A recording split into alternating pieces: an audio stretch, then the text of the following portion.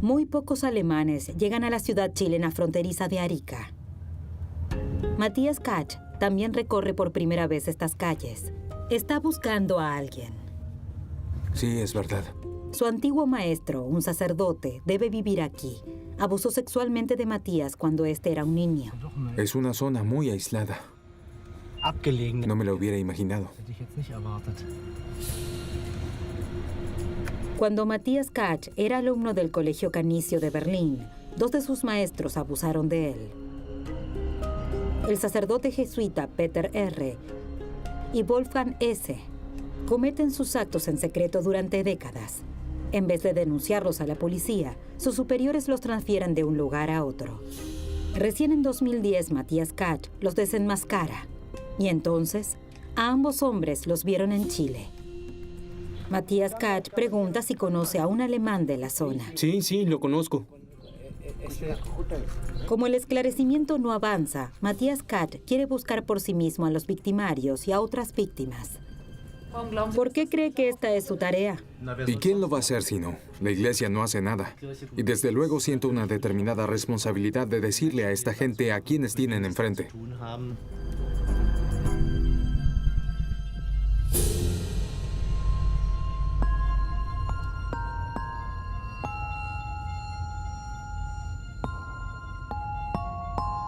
Matías Kach comienza a rastrear a sus victimarios en enero de 2018 en Santiago de Chile.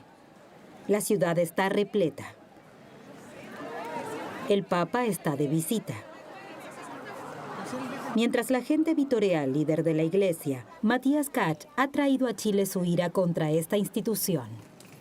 Cuando en 2010 hace públicos los abusos que sufrió de parte de Peter R. y Wolfgang S., desencadena un escándalo de abusos en la Iglesia Católica de Alemania. Se reportan decenas de víctimas de ambos culpables, pero entre estas no hay ningún caso que pueda generar una condena.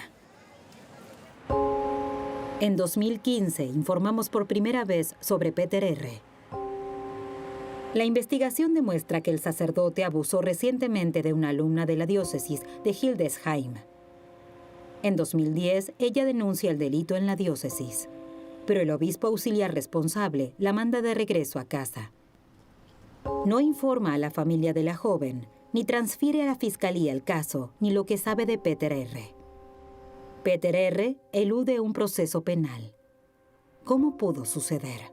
Al día siguiente de la emisión de nuestro documental en el primer canal de televisión alemana, los obispos de Hildesheim, Heinz-Günther Bongartz y Norbert Trelle, toman la palabra en una conferencia de prensa organizada a toda prisa. El mismo Heinz-Günther Bongartz habló con la alumna en aquel entonces. ¿Por qué la mandó a su casa? Tras reiteradas preguntas, la niña dijo de forma clara y unívoca que él le había dado un beso en la mejilla y antes de las visitas se habían llegado abrazos que ella no recibió con simpatía.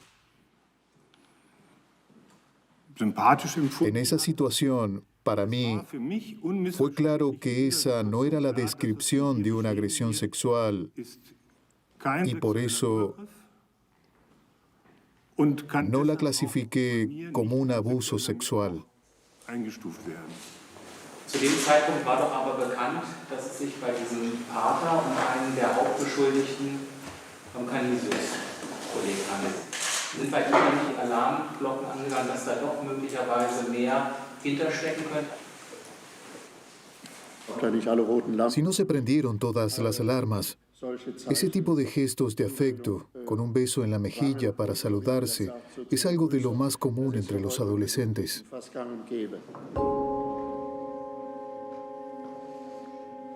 Poco después, el comisionado de abusos sexuales de la República Federal de Alemania, Johannes Wilhelm Röhrig, interviene en el caso. Exige al obispado que designe a un perito independiente para estudiar el caso de Peter R. Me da la impresión de que todavía persiste la tendencia de querer defender la institución reteniendo información y encubriendo los hechos. Es decir, que se evita la transparencia. El obispado cede. En otoño de 2017 se presenta el informe final. Se buscaron más afectados en relación con Peter R. mediante llamamientos públicos. Y hay más. Provienen de grupos juveniles, un jardín de infancia y hasta del extranjero, de Chile. El perito Peter Moser reporta decenas de casos, todos ellos prescritos. De acuerdo con la dinámica del caso, se puede decir que es muy probable que esto solo sea la punta del iceberg. Se reconoce un patrón de negligencia, de poca disposición para percibir el problema en toda su extensión.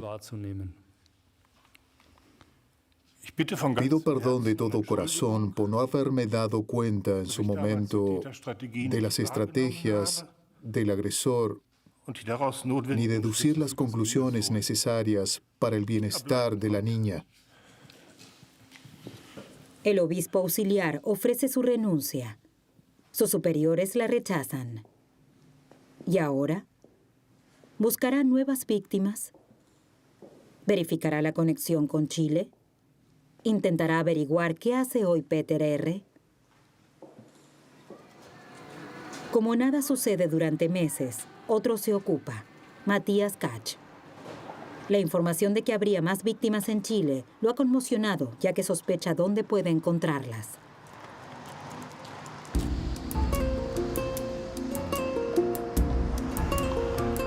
La Fundación Cristo Vive es una de las obras humanitarias más grandes de América del Sur. Está en Chile, Perú, Bolivia.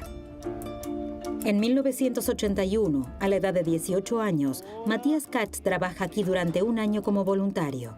Desde entonces viene cada tanto de visita. Lo conocen. Mati, yo si voy mañana, ¿ya? Ya, ahí conversamos. En la Fundación Cristo Vive, cuidan, educan y capacitan a los niños.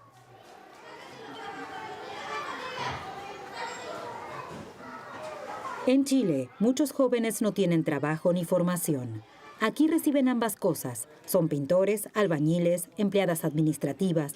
Matías Kach busca a una persona en particular, la jefa que armó todo aquí. Estamos buscando a la hermana Carolina. La hermana Carolina. La misionera alemana está en Chile desde hace 50 años. Por su trabajo ha recibido numerosas distinciones, entre ellas 2 veces la Orden del Mérito de la República Federal de Alemania. En los últimos 10 años, la hermana Carolina y la Fundación Cristo Vive han recibido de Alemania 5 millones de euros solamente de donaciones privadas. Matías Kach la conoció en Berlín cuando era alumno del Colegio Canicio.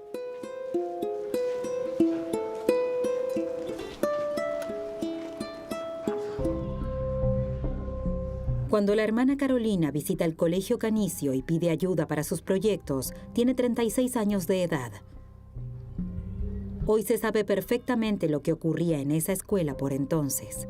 Hay que imaginárselo así. El sacerdote Peter R. es uno de los maestros del colegio de jesuitas. Parece que prácticamente no tiene amigos adultos, lo rodean sobre todo los niños más pequeños.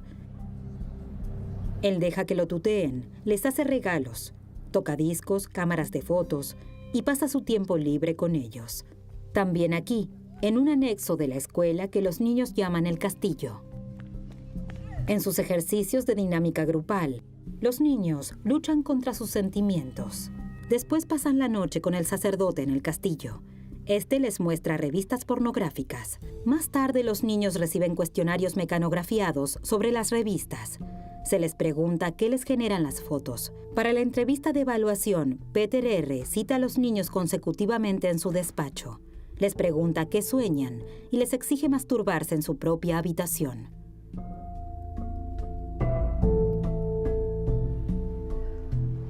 Al mismo tiempo llega a Alemania la hermana Carolina. Les cuenta sobre el lejano Chile y sus proyectos. Entusiasma a los niños, también a Matías Kach. Se hace amiga de Peter R. Él comienza a ayudarla a ella y la fundación y les ofrece a los adolescentes chilenos becas de varios meses en su casa en Alemania.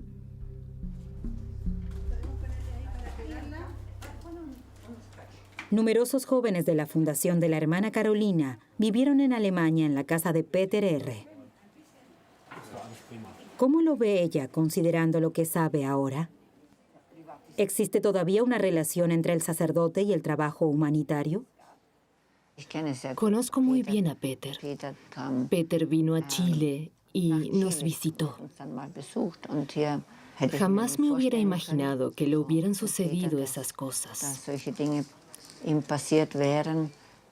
Seguramente ha tratado de ser una buena persona por medio de su misión con mucha gente. He sido testigo de eso. También ha financiado con su propia pensión los estudios de un niño, un adolescente, una mujer, un hombre, quienes le han comentado sus necesidades. Sé que cuando éramos estudiantes, a los niños que le gustaban les hacía regalos. Y, por supuesto, que sospecho que si se trataba de ser generoso, ese tipo de generosidad también era para perseguir sus verdaderas inclinaciones. No podría afirmarlo de ninguno de los adolescentes que conozco. Los conocí a todos. Ninguno podría decir que fue víctima. Ninguno del norte, del sur, ni los bolivianos que estuvieron aquí. Nadie nos dijo nada, no sé de ningún caso. Sigue enviando dinero. Aquí, sí. Le envía a 2 o 3 mujeres que conoció aquí y por las que intervino en su momento. A ellas les sigue enviando. Me tengo que ir.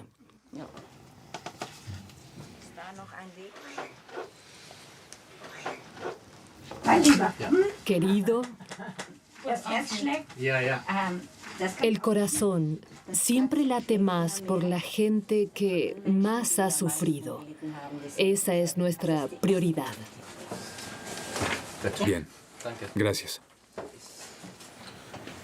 Eso no me parece tan sincero. Es justamente el problema. Cuando uno está tan cerca de los responsables, le cuesta muchísimo hacer un corte, tomar distancia y ponerse sin reservas del lado de las víctimas. ¿Y ahora?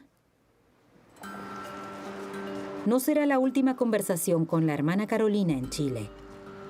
Matías Kach quiere encontrar a las jóvenes que desde aquí fueron a Alemania a la casa de Peter R. El informe de Hildesheim menciona a 2 de ellas. Matías Kach nos pide que a partir de ahora no llevemos cámaras grandes ni visibles. Pregunta a los vecinos de un barrio de Santiago. Hola. Hola. ¿Qué hizo exactamente Peter R. después de su paso por el Colegio Canicio de Berlín? Su obligado abandono de la escuela en 1981 se debió a una carta de sus alumnos. Estos escribieron que el trabajo con los jóvenes del sacerdote solo era una fachada, que trataba de controlar e influenciar la sexualidad de los niños. En vez de denunciar a su empleado ante la policía, sus superiores religiosos lo transfieren. Primero a Gotinga. Allí no le cuentan de sus actos a nadie. Aquí también vuelve a trabajar con adolescentes. Abusa de una niña de 9 años de edad, de otra de 11 y también de una de 14. La iglesia lo aclara internamente y lo vuelve a transferir, en 1989, a Hildesheim.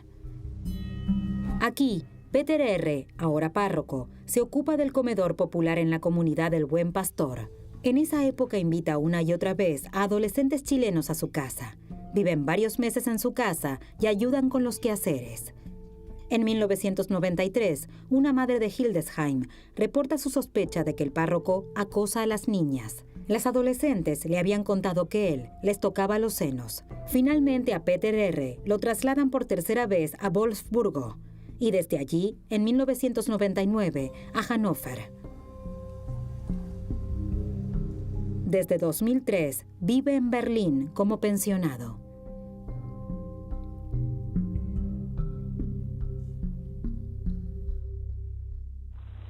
Ahora, en 2018, Matías Kach busca a las adolescentes chilenas en Santiago. En Alemania, nadie sabe nada de la joven que finalmente lo invita a pasar. Vivió 1 año en la casa de Peter R. En el año 2000, en Hannover. Su hermana también estuvo con él en Hildesheim. Es una de las jóvenes del informe. Hasta ahora, nadie se ha contactado con ella.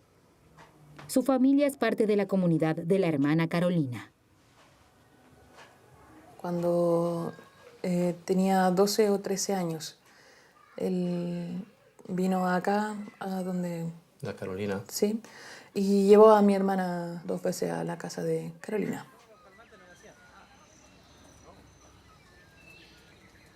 Él tocó sus partes, mi hermana habló y la segunda vez lo vi yo.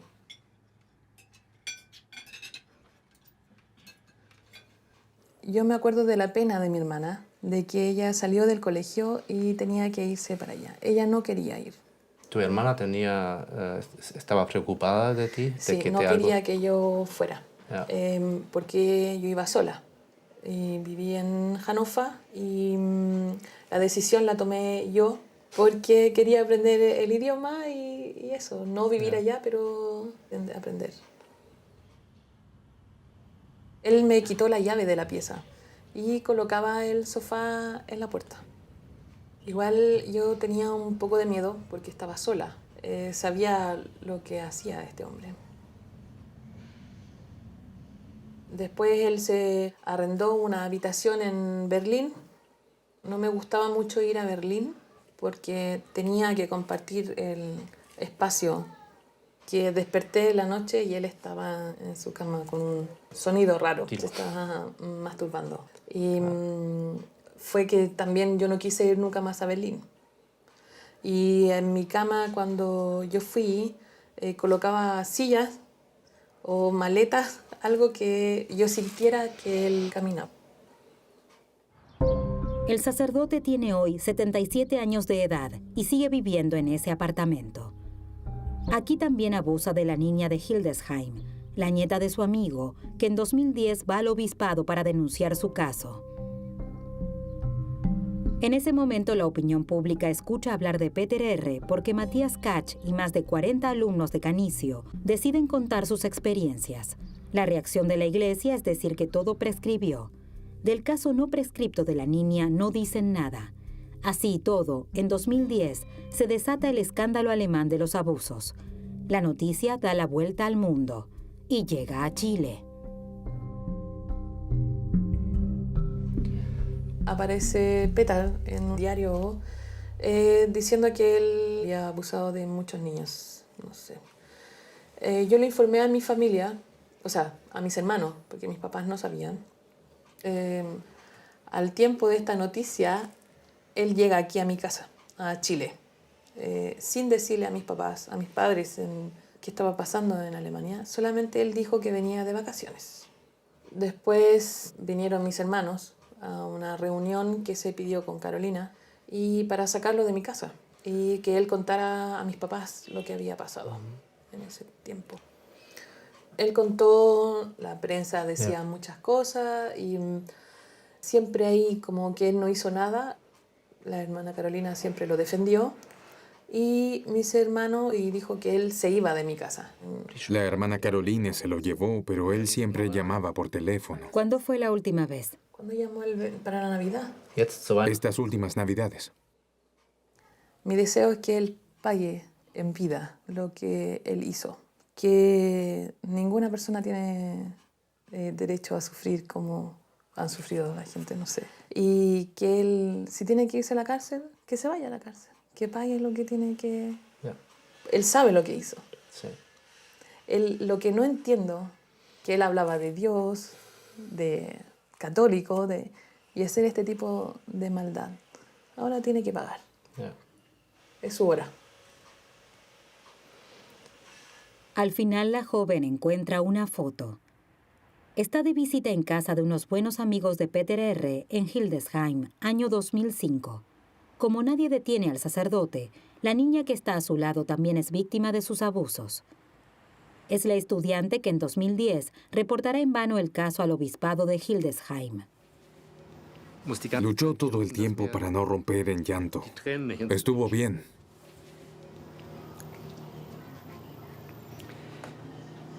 Todo bien. Hizo todo bien. Porque, si bien duele hablar de eso, en algún momento hay que poner las cartas sobre la mesa. Y está bien así.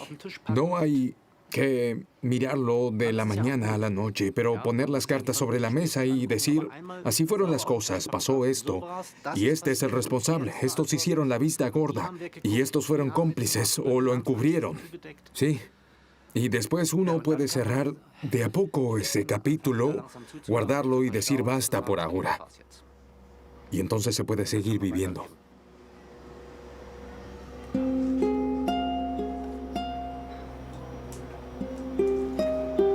En la última conversación, la hermana Carolina dijo que no sabía nada.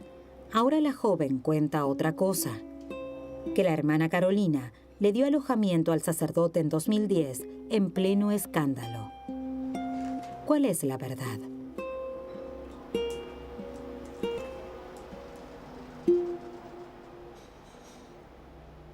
Si hubieran dicho una sola palabra, si nuestras hijas hubieran tenido problemas, lo hubiera confrontado a Peter y mandado de regreso a casa.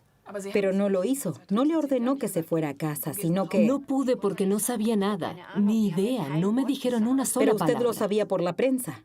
No por las chicas. Pero en general. No puedo condenar a nadie que inculpe la prensa, que Peter se dejara abrazar y besar, o que le gustara dar besos. Es algo inusual. Un beso más, un beso menos. ¿Qué voy a decir? No vi nada, no sabía nada. ¿Puede ser que haya más gente que no dice nada? Una vez le pregunté a algunos y no respondieron, así que puede ser. Hay muchachas que, si uno las aborda, le dan una bofetada. Si le tocan los pechos o tratan de darle un beso, uno ya sabe que... ¡pum! Otro problema que se presenta a menudo es que hay una cooperación, una cercanía. Alguien está de acuerdo y después dice que el otro se propasó. Es decir, se avino y después se siente culpable por haberlo permitido, por haber dado pie a esa posibilidad. Tal como lo entiendo, para las dos fue una estadía horrible en Alemania. También es su responsabilidad que lo digan, que una hermana le diga a la otra, no lo hagas. No lo hagas. Para mí fue terrible. ¿Usted cree que la responsabilidad la tiene la familia? Por supuesto que es responsabilidad de la familia. ¿Cómo nos podíamos enterar los de afuera si además les pagaba los estudios? Siguieron y lo aceptaron. Tal vez tenían miedo porque Peter transfería el dinero a través de nosotros. Es decir, que ellas recibían el dinero en esta oficina. Y probablemente sea doblemente difícil acusar al hombre que les envía dinero. Ni bien tenga oportunidad, hablaré con ellas. Y no les reprocharé nada. Solo diré que siento muchísimo que por entonces no tuvieran la confianza para decir algo. Hubiera sido de gran ayuda. Tal vez también hubiera podido ayudar a Peter. De verdad, es lo que pienso. Si hubiera sabido algo, hubiera podido intervenir. ¿Y no hubiera podido ayudar a las chicas? Sí, por supuesto. En la medida que se pueda ayudar. Lo que pasó, pasó.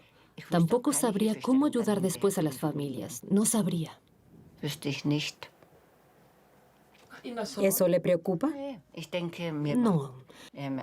Creo que me duele que las dos mujeres no tuvieran confianza conmigo, aunque me conocían. De todos modos, en la vida siempre vamos hacia adelante. Lo integramos en la vida y lo superamos para liberarnos. Eso les deseo a las dos. De verdad. Y estoy dispuesta a hablar con ellas con todo el amor del que soy capaz. Si Dios quiere, les deseo a las dos que podamos hablar. Das wünsche ich den beiden, dass wir miteinander reden können.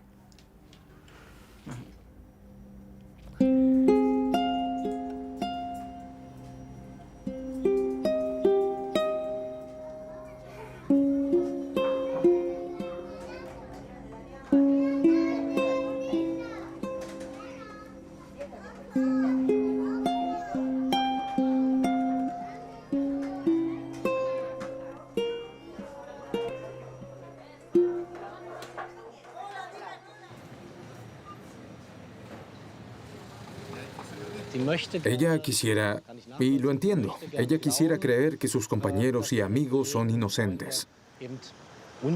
Todo lo que sirva como alivio se usa y se cree en eso en vez de creer en las simples declaraciones de las víctimas. Se las relativiza, minimiza, se trata de encontrar disculpas y explicaciones.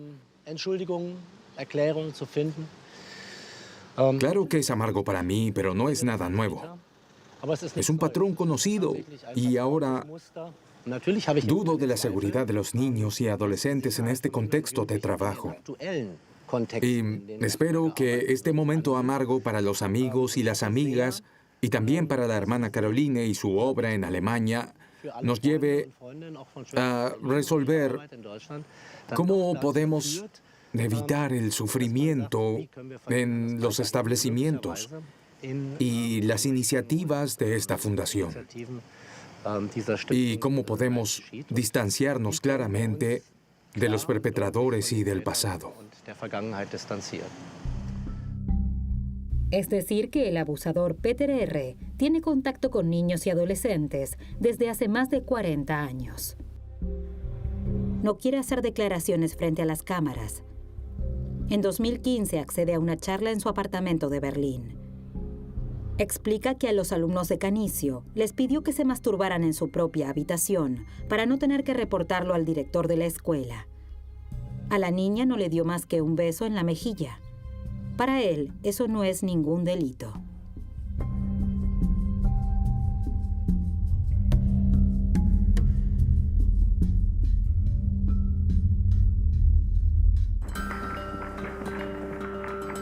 Para Matías Kach, la historia todavía no terminó. Viajó al norte de Chile, a Arica. La ciudad es conocida por la tremenda delincuencia, el narcotráfico y la prostitución infantil. Peter R. también estuvo aquí. En Arica visitó a un antiguo sacerdote que viviría todavía aquí, Wolfgang S. Los dos fueron alumnos en los años 50 y después compañeros en la década del 70 en el Colegio Canizio de Berlín. Aquí conocieron a la hermana Carolina. Peter R. y Wolfgang S. tienen algo más en común. Hay una serie de víctimas que sufrieron abusos en el Colegio Canizio de parte de ambos. Matías Kach es uno de esos niños. Wolfgang S. desnuda a los niños y los golpea durante horas. A él también lo transfieren cuando surgen los primeros indicios de sus actos. Primero a Hamburgo, después al Colegio San Blasin en Baden-Württemberg. Hace terapia. Pasa las vacaciones de verano en Chile. Al abusar también de niños de Saint Blasin, lo trasladan en 1985 a la comunidad de Santa Cruz, en Arica, a pedido propio. En 1991, Wolfgang S. finalmente solicita que lo destituyan del sacerdocio y admite sus delitos de manera interna. Reporta terribles orgías de azotes. En Chile, añade, tuvo más oportunidades que nunca. ¿Y la iglesia? Sus superiores callan. Nadie advierte a los chilenos. La iglesia mantiene bajo llave los delitos aún no prescritos. Wolfgang S. los enumeró personalmente después. Hasta que se jubila en 2009, Wolfgang S. trabaja en Chile en la obra Kolping de la Iglesia Católica y en Arica funda un club deportivo, Trotamundos. Trotamundos es hasta hoy un club ejemplar en Chile. Los marchadores y velocistas del club llegaron hasta los Juegos Olímpicos. Guido Núñez es el entrenador actual. Por supuesto que se enteró del escándalo que involucró en 2010 a Wolfgang S., el antiguo maestro del Colegio Canizio de Berlín. ¿Qué piensa hoy el entrenador del fundador del club? En Alemania se levantaron acusaciones contra él. Yo puedo dar fe que aquí en Arica lo único que dejó Wolfgang Stadt fue mucho agradecimiento, mucha gente que lo quiere hasta el día de hoy, mucha gente que lo nombra con cariño. En el Club Atlético Trotamundos no salieron ese tipo de cosas, no hizo ese tipo de cosas, no vimos nada diferente ni nada. Él estuvo y hizo lo que tenía que hacer y trabajó y ya. Yo hago la pregunta, si esos papeles existen, si esas acusaciones existen, ¿por qué no está preso? Matías Kach habla por teléfono con una mujer que no opina lo mismo. Aló, habla Matías. Conoció a los dos hombres, Wolfgang S. y Peter R., como a los padres Wolfi y Pedro en Trotamundos. Por eso. Así es como ella también fue a Hildesheim, a la casa de Peter R. Perfecto. Sigue pendiente saber si querrá hablar con Matías Kach. Ya, perfecto. A las 6. ¿Y? A las 6. Aquí. Bien, muy bien. A la tarde cambia de idea. Mejor que no sea en un lugar público, mejor en su apartamento. Tampoco a ella la contactó hasta ahora nadie de Hildesheim. No recibe ni una indemnización ni una terapia. ¿Nos puedes explicar cómo llegaste a conocer a los dos, a Pedro y a Wolfi? Cuando era pequeña participaba en los trotamundos por la iglesia. Y junto a mi familia, entonces ellos visitaban Wolfi, nuestra casa.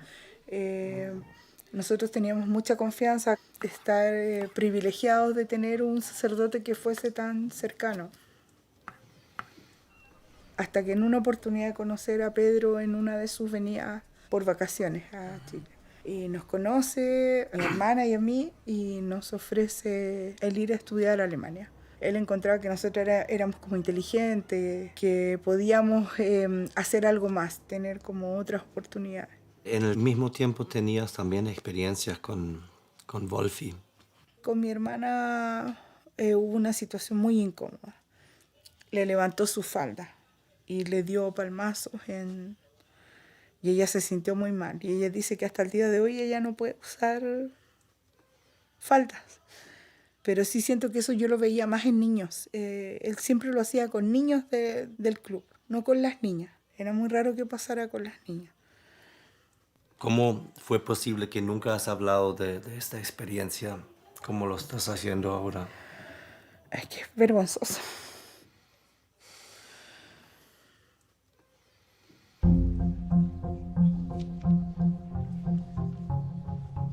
Y había otra cosa que les resultaba muy desagradable. También en Hildesheim hay donaciones para la hermana Carolina y Cristo vive. El párroco R. promociona con fotos de sus pequeños invitados de Chile y pide ayuda para el club. Y le dio mucha pena ver sus fotos en ropa como descuidada, sucia, porque eso obviamente provocaba que la gente se sintiera como afectada, emocionada y quisiera brindarle ayuda. Para un niño es fuerte, que no era el Pedro que nosotros habíamos visto de acá en Chile, que pensamos que todo lo hacía él, desde lo de él y todo lo demás. Algo pasó que desde el punto de vista de hoy, tú dices que no debería haber pasado. Había algo que me incomodaba seguido, que era sus abrazos.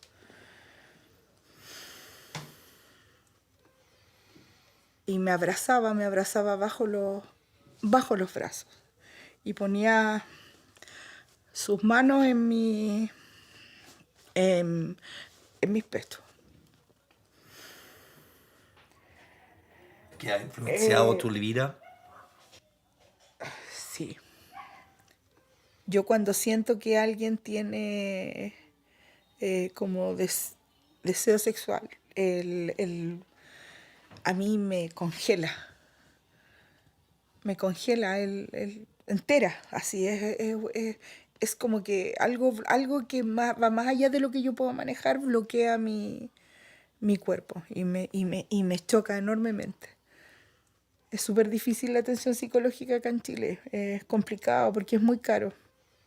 Tu nombre y los nombres de los otros aparecen en esta investigación que se hizo en Hildesheim y que nunca se ha tratado de comunicarse contigo o con otra persona que aparecen ahí en esta investigación. Somos latinos, somos sudamericanos, entonces ¿qué importa? Un niño más, un niño menos de Sudamérica. Por eso cuando vi y dije, claro, pero son niños de Alemania. Se escuchan más. Quizás los de acá no importan, porque acá los padres son los responsables. Nos mandaron para allá.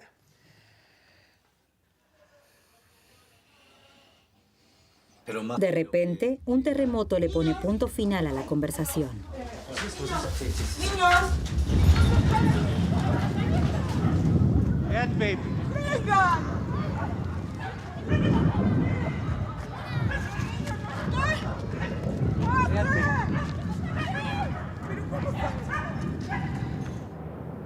La labor de Matías Kach en Arica aún no ha terminado.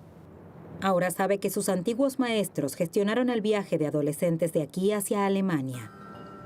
La pregunta es si Wolfgang Hesse sigue viviendo aquí a los 73 años de edad y a qué se dedica actualmente. En la comunidad de Santa Cruz, que el sacerdote jesuita dirigió en el pasado, se encuentra con su sucesor. Quiere advertirle. Quiere hablar conmigo a solas. Matías Kach conversa con el cura en casa de este durante 3 horas. Le describe su propio abuso. Como Wolfgang Hesse lo desnudaba y lo golpeaba durante horas en el colegio Canicio. Le habla de sus compañeros de clase, del escándalo de 2010, de las víctimas de Arica. El sacerdote se sorprende. No tenía idea de esta magnitud. Le promete convocar a otras víctimas del municipio. Y le da algo a Matías Kach, la dirección actual de Wolfgang Hesse.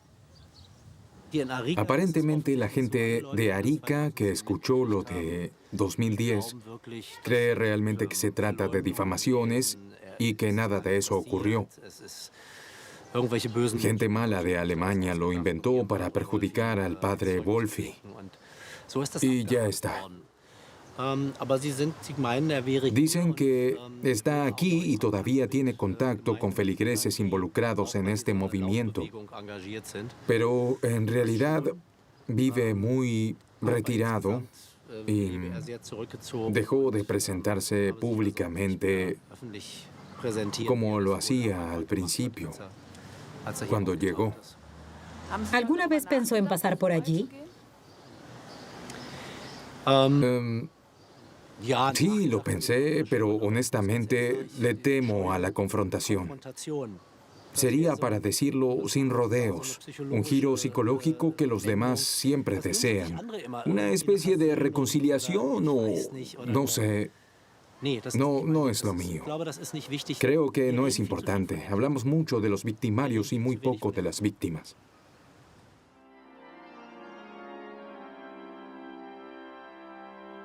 A fines de septiembre de 2018, los obispos alemanes presentaron un nuevo estudio sobre el abuso infantil en la Iglesia Católica de Alemania. Entre 1946 y 2014, hay al menos 3.600 víctimas. El cardenal Reinhard Marx se disculpó ante las víctimas. Me avergüenza cuántos miran hacia otro lado y no quieren admitir lo que ocurrió, trivializándolo.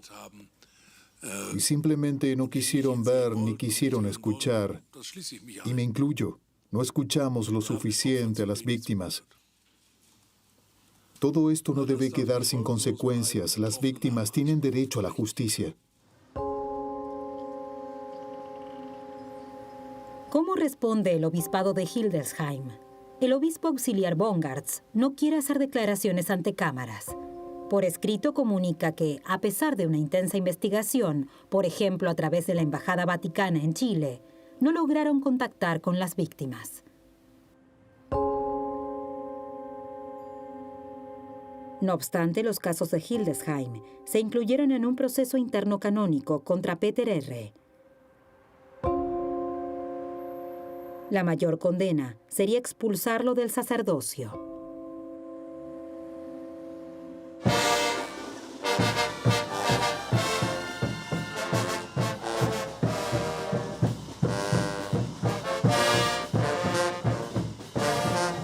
A las 10 de la mañana del día siguiente finalizará el viaje. Entonces partirá el autobús. Matthias Katz encontró a las muchachas del informe de Hildesheim y con sus hermanas, 2 víctimas más de Peter R., hasta ahora desconocidas. Le dará sus nombres al obispado para que ellas también reciban una indemnización y un tratamiento terapéutico. Eso es todo. Pero al día siguiente, bien temprano, cambia de idea.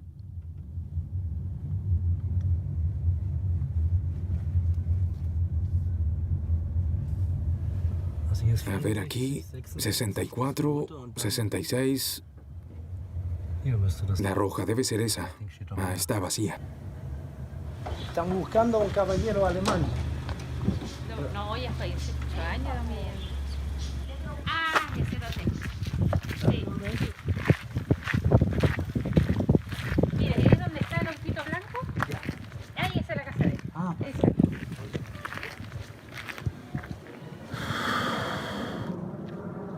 La verdad que no tengo que ir. Ya la vi, sé dónde está, es suficiente.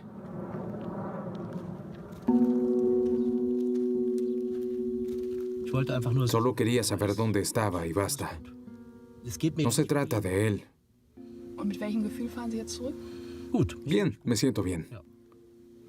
No voy a decir que aliviado, pero sí me saqué un peso de encima. Tras la partida de Matthias Katz, Wolfgang S. no nos abrió la puerta. No respondió a los correos electrónicos. El sacerdote Peter R. sigue sin querer hablar frente a las cámaras.